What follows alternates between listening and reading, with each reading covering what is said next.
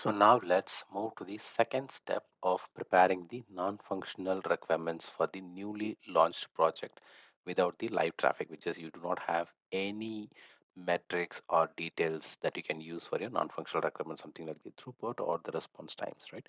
So the second step is gathering the requirements. So in this step, you have to collaborate with the stakeholders to gather the requirements related to the non-functional aspects, and also you must follow the industry standards, the best practices, and the regulatory requirements as guidelines.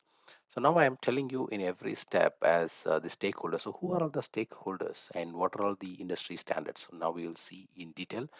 So you must employ multiple techniques like interviews or surveys or focus groups or even prototype demonstrations to gather the requirements.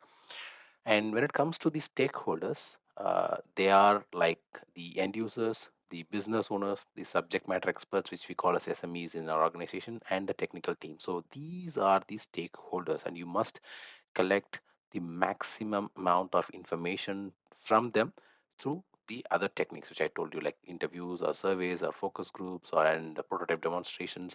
So when they come up and give the demonstration of the prototype, you can it's very easy for you to gather the requirements, right?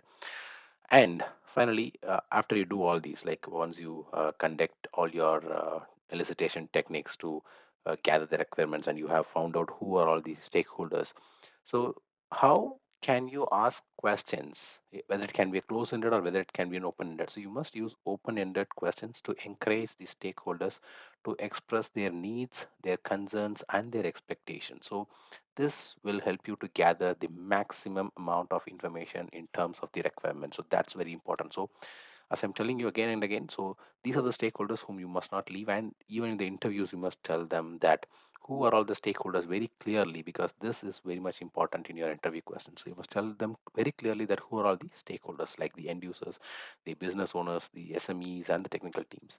So let me give you an example now.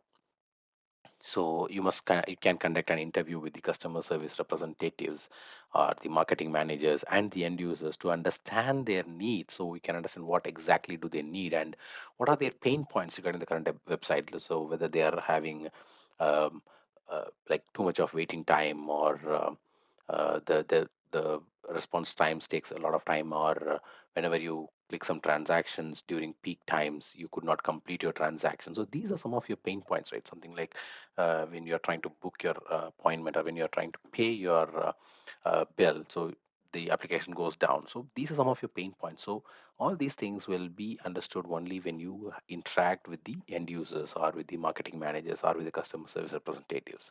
So coming back to the entry criteria. So what is the entry criteria? So you must know who are all the stakeholders and what is the project scope, and how will you know that?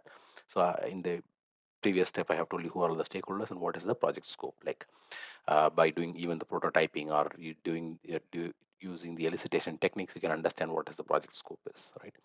And exit criteria. So what is the exit criteria for this gathering requirement step? So you must have the comprehensive list of functional and non-functional requirements which are gathered from the stakeholder. So that is the exit criteria. So once you collect all the list of functional and non-functional requirements from the stakeholders, you can move out of this step. So until you collect every functional and non-functional requirements from the stakeholders, you must not move out of this stage or with from this step.